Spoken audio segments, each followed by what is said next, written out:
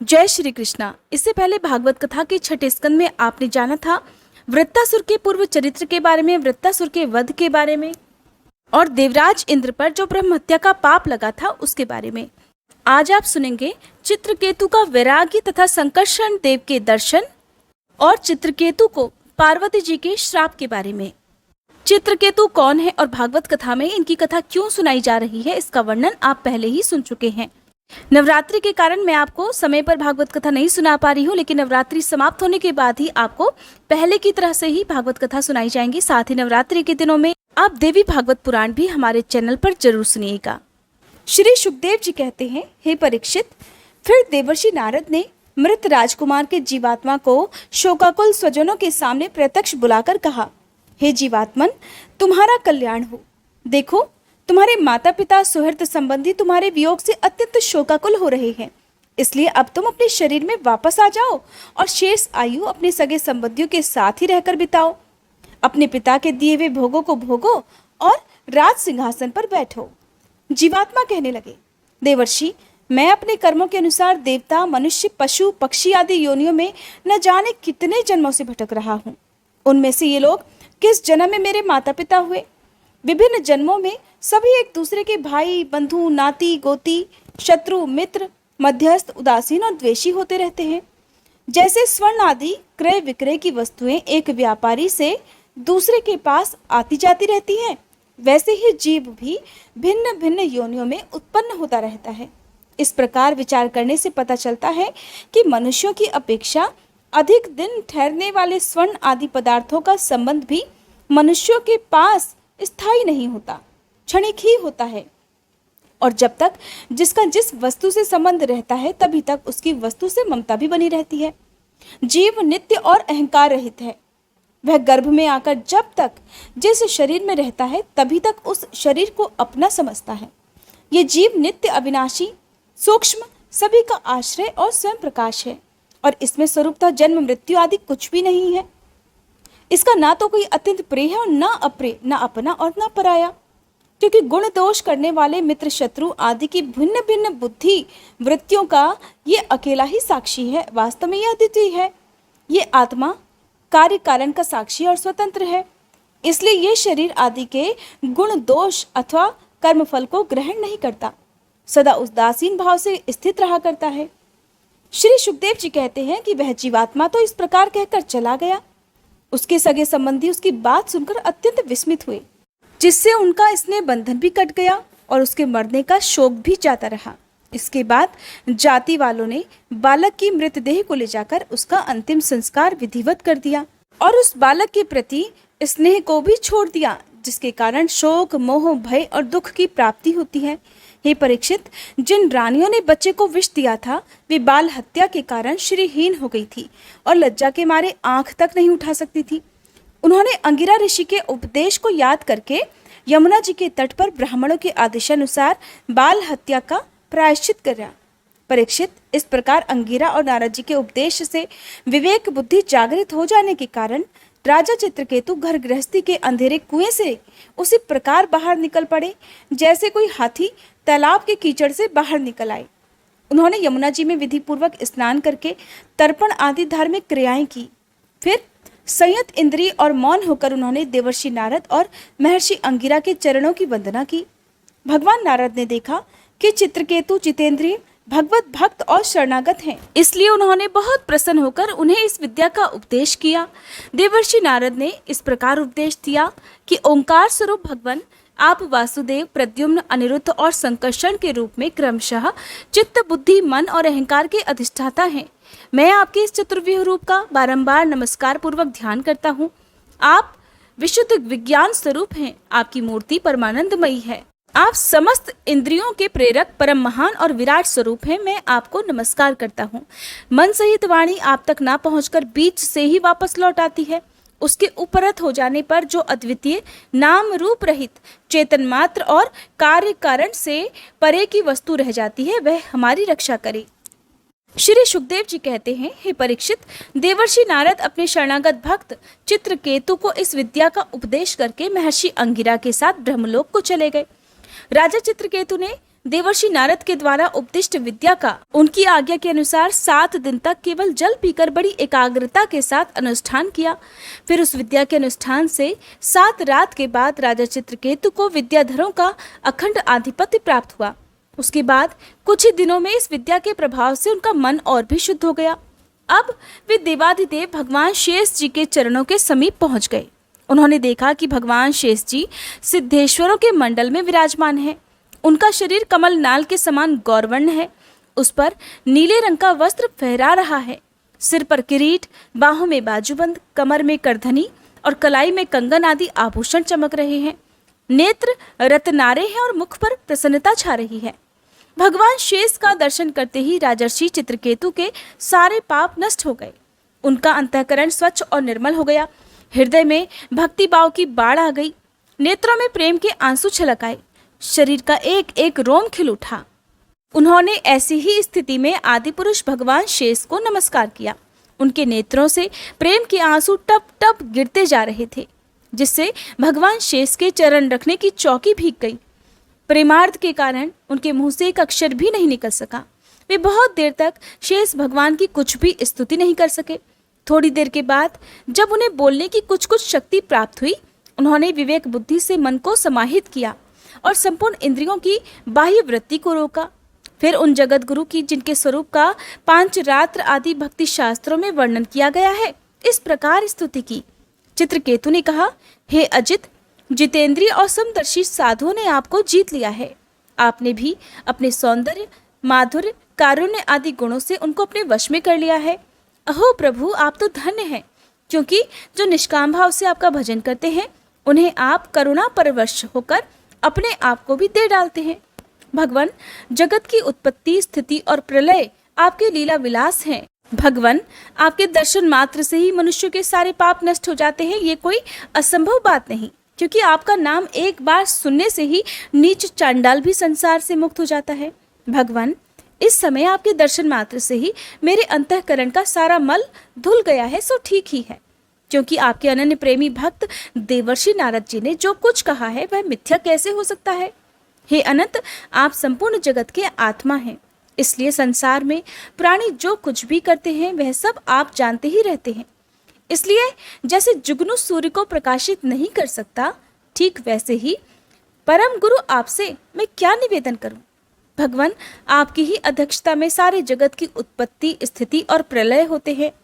कुयोगी जन भेद दृष्टि के कारण आपका वास्तविक स्वरूप नहीं जान पाते। मैं आपको नमस्कार करता हूँ। आपकी चेष्टा से शक्ति प्राप्त करके ही ब्रह्मा आदि लोकपालगण चेष्टा करने में समर्थ होते हैं। आपकी दृष्टि से जीवित होकर ही ज्ञानेंद्रियां अपने अपने विषयों को ग्रहण करने में समर्पित होती हैं।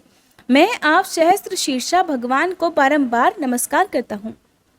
श्री सुखदेव जी कहते हैं, परीक्षित, इस प्रकार जब विद्याधरों के अधिपति चित्रकेतु ने अनंत भगवान की इस प्रकार स्तुति की, तब उन्होंने प्रसन्न होकर उनसे कहा, हे चित्रकेतु, देवर्षि नारद और महर्षि अंगिरा ने तुम्हें मेरे संबंध में जिस विद्या का उपदेश दिया है, उससे और मेरे दर्शन से तुम भली भांति सिद्ध हो चुके हो। मैं ही समस्त प्राणियों के रूप में हूँ, मैं ही उनका आत्मा हूँ, मैं ही पालन करता भी हूँ। जब जीव मेरे स्वरूप को भूल जाता है, तब वह अपने को अलग मान बैठता है और इसी से उसे संसार के चक्कर में पड़ना पड़ता है और जन्म पर जन्म तथा मृत्यु पर मृत्यु प्राप्त होती है। ये मनुष्य योनि ज्ञान और विज्ञान का मूल स्रोत है। जो इसे पाकर भी अपने आत्मस्वरूप परमात्मा को नहीं जान लेता, उसे कहीं किसी भी योनि में शांति नहीं मिल सकती।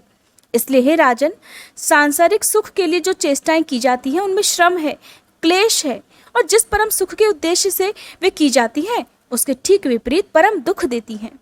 किंतु कर्मों से निवृत्त हो जाने में किसी प्रकार का भय नहीं है। ये सोचकर बुद्धिमान पुरुष को चाहिए कि किसी प्रकार के कर्म अथवा उनके फलों का संकल्प कभी ना करे।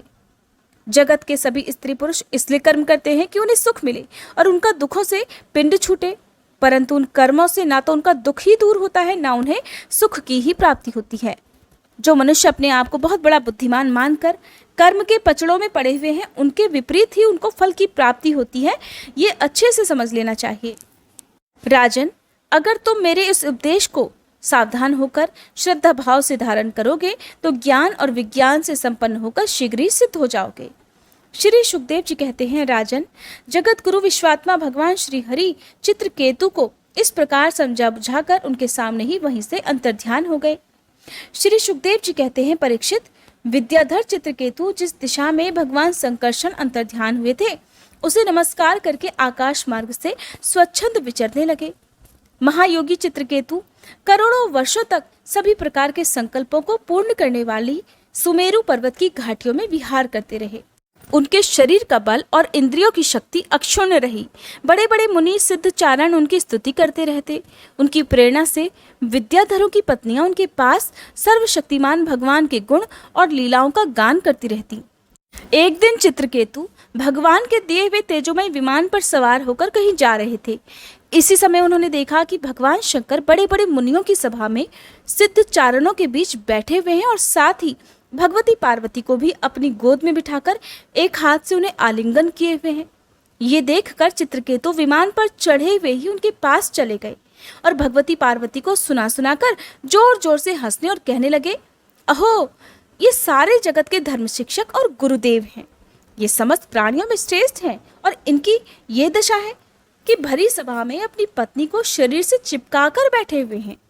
जटाधारी, बहुत बड़े तपस्वी और ब्रह्मवादियों के सभापति होकर भी साधारण पुरुषों के समान निर्लज्जता से अपनी गोद में स्त्री को लेकर बैठे हुए हैं। प्रायः साधारण पुरुष भी एकांत में ही स्त्रियों के साथ उठा बैठा करते हैं, परंतु ये तो इतने बड़े व्रतधारी होकर भी उसे भरी सभा में अपने साथ लिए बैठे हैं। श्री सुखदेव जी कहते हैं, परीक्षित, भगवान शंकर की बुद्धि अगाध है।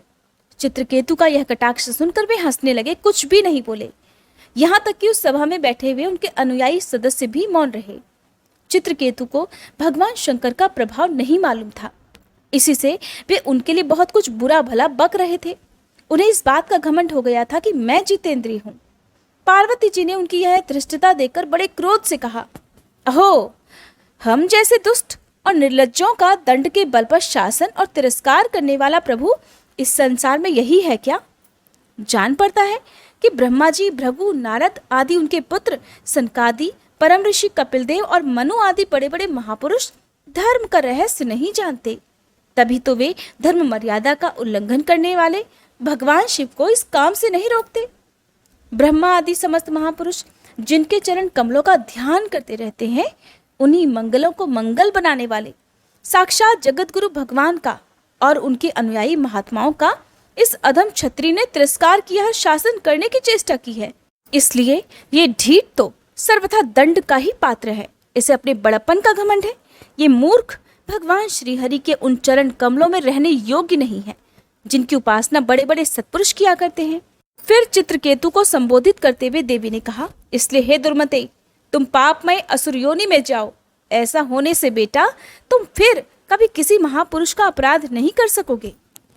श्री सुखदेव जी कहते हैं, परीक्षित, जब पार्वती जी ने इस प्रकार चित्रकेतु को श्राप दिया तब वे विमान से उतर पड़े और सिर झुकाकर उन्हें प्रसन्न करने लगे। चित्रकेतु ने कहा, हे माता पार्वती जी, मैं बड़ी प्रसन्नता से अपने दोनों हाथ जोड़कर आपका ये शाप स्वीकार करता हूँ, क्योंकि देवता लोग मनुष्यों के लिए जो कुछ भी कह देते हैं वह उनके प्रारब्धानुसार मिलने वाले फल की पूर्व सूचना मात्र होती है। देवी, ये जीव अज्ञान से मोहित हो रहा है और इसी कारण इस संसार चक्र में भटकता रहता है तथा सदा सर्वदा सर्वत्र सुख और दुख भोगता रहता है। हे माते, सुख और दुख को देने वाला न तो अपना आत्मा है न कोई दूसरा। जो अज्ञानी है वे ही अपने को अथवा दूसरे को सुख दुख का कर्ता माना करते हैं। हे पति प्राणा देवी, मैं शाप से मुक्त होने के लिए आपको प्रसन्न नहीं कर रहा हूँ, बल्कि मैं तो ये चाहता हूँ कि आपको मेरी जो बात अनुचित लगी हो उसके लिए मुझे क्षमा कर दीजिए। श्री सुखदेव जी कहते हैं, हे परीक्षित, विद्याधर चित्रकेतु भगवान शंकर और पार्वती जी को इस प्रकार प्रसन्न करके उनके सामने ही विमान पर सवार होकर वहां से चले गए। इससे उन लोगों को बड़ा विस्मय हुआ। तब भगवान शंकर ने देवता, ऋषि, दैत्य, सिद्ध और पार्षदों के सामने ही भगवती पार्वती जी से ये बात कही। भगवान शंकर ने कहा, हे सुंदरी, दिव्य लीला विहारी भगवान के निष्प्रह और उदार हृदय दासानुदासों की महिमा तुमने अपनी आंखों से देख ली। जो लोग भगवान के शरणागत होते हैं वे किसी से भी नहीं डरते, क्योंकि उन्हें स्वर्ग, मोक्ष और नरकों में भी एक ही वस्तु के अर्थात केवल भगवान के ही समान भाव से दर्शन होते हैं। जीवों को भगवान की लीला से ही देह का संयोग होने के कारण सुख दुख, जन्म मरण और शाप अनुग्रह आदि द्वंद्व प्राप्त होते हैं। जैसे स्वप्न में भेद भ्रम से सुख दुख आदि की प्रतीति होती है और जागृत अवस्था में भ्रमवश माला में ही सर्प बुद्धि हो जाती है, ठीक वैसे ही मनुष्य अज्ञानवश आत्मा में देवता, मनुष्य आदि का भेद तथा गुण दोष आदि की कल्पना कर लेता है। मैं, ब्रह्मा जी, सनकादि, नारद, ब्रह्मा जी के पुत्र भृगु आदि मुनि और बड़े बड़े देवता कोई भी भगवान की लीला का रहस्य नहीं जान पाते।